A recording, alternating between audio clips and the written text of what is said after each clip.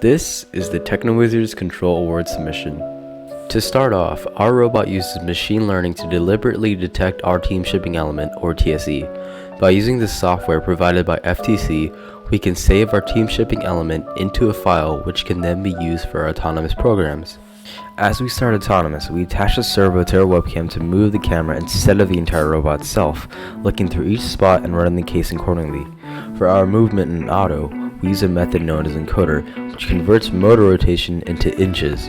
Utilizing this allows us to drive the robot around in autonomous in inches, which lets us accurately move the robot to our designated spot. We also use encoder for all of our intake, delivery, and carousel functions as well. In teleop, we have single button presses to complete multiple tasks in our program. When pressing our intake button, it'll automatically start our intake wheel and bring the intake box down. As it intakes a freight, a color sensor will automatically detect when one is inside, and will lift the intake box into the next container. The intake wheel will also backspin to ensure no other freight enters. In case two freight manage to enter, we have an automatic failsafe which dumps one freight out and leaving another in, if both color sensors each see a freight. Our one-press delivery buttons allow us to deliver at any height, and it'll bring the slide back down to its original position.